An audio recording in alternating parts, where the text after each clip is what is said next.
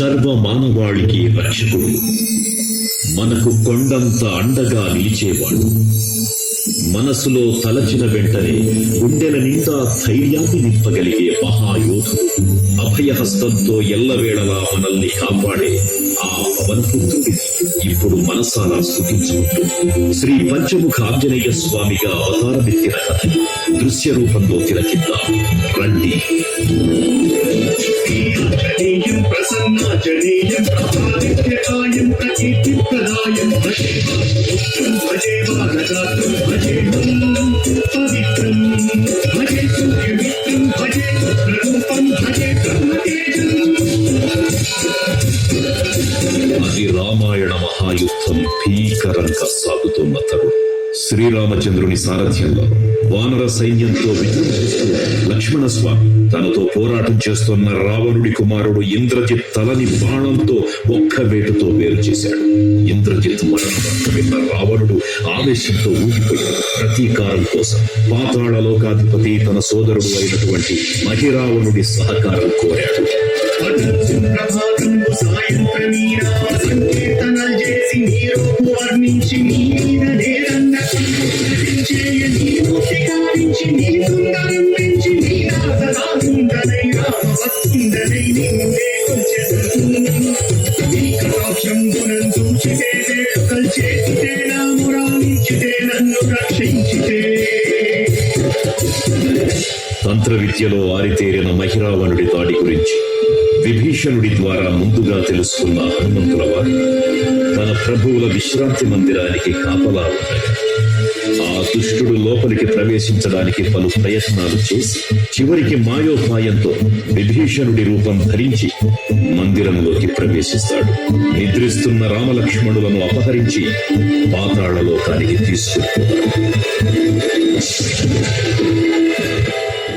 Anjana Devi గర్భాన్మయాదేవ నిందించనేంత warden దయాశాలివై సూచియుం దాతవై చూసి శస్కరం నిలిచియుం తొల్లి సుగ్రీవకుం మంత్రివై స్వామి కార్యాకమయ్యేగి శ్రీరామ సౌమిత్రులను చూసి విచారించి సర్వేసు పూజించి యత్నాలు చుంపంటు గావించి వారిని సంపించి సతిలకం కృపాసుకి దీక్షించి కిష్కింధ చేతించి శ్రీరామ కార్యార్థమై లంకకే తెంచియుం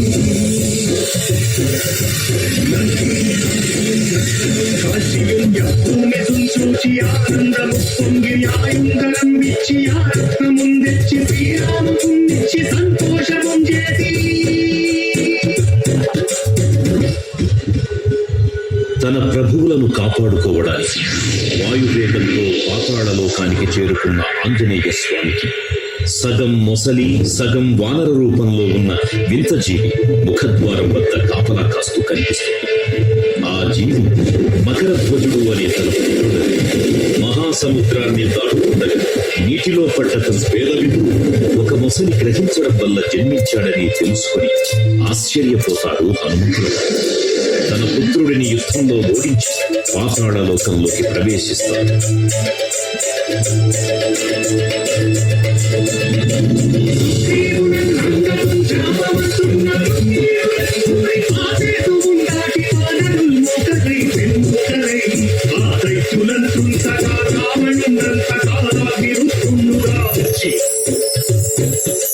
బ్రహ్మాండమైనట్టి ఆ శక్తిని వైచి ఆలస్పడం నింపదానప్పుడే నీవు సంజీవిని తెచ్చి సౌమిత్రికి నిచ్చి ప్రాణం రక్షింపదా కుంభకర్ణాకుల వీరులందోర శ్రీరామ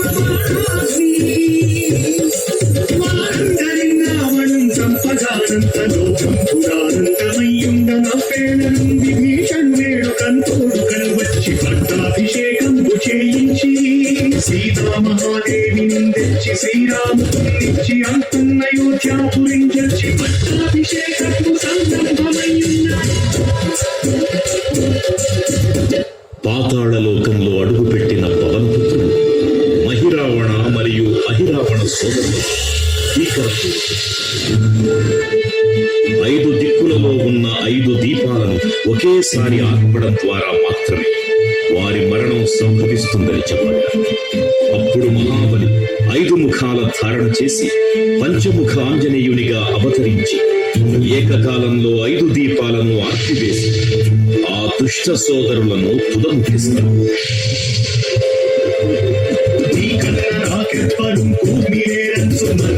శ్రీరామ భక్తం ప్రశస్తముగా నిన్ను సేవించి నీ కీర్తనలు చేసిన పాపములు రాజ్యములు కంచునే సామ్రాజ్యములు కంచు సంపత్తులు మాననాకార్యో నీవే సమస్తం బ్రహ్మ మంత్రం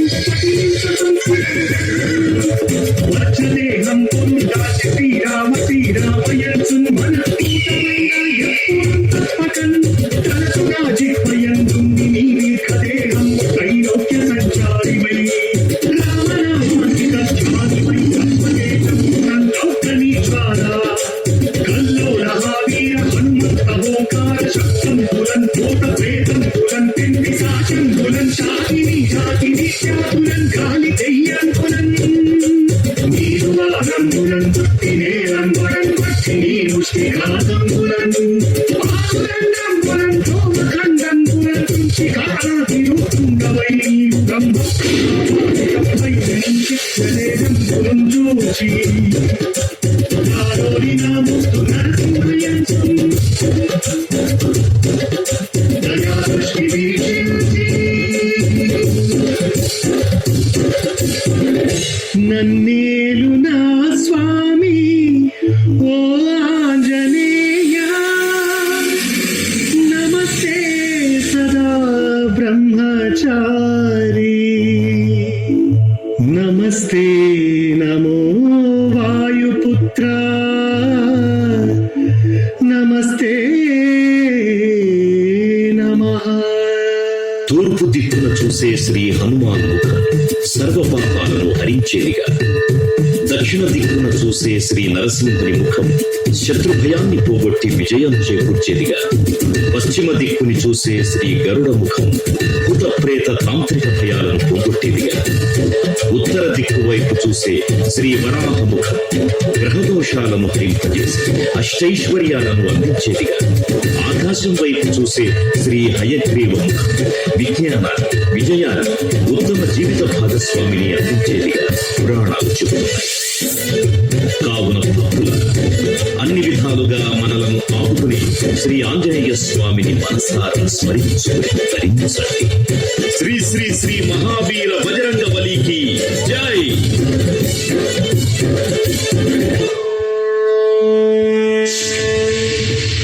జై శ్రీరామ్, జై జై శ్రీరామ్.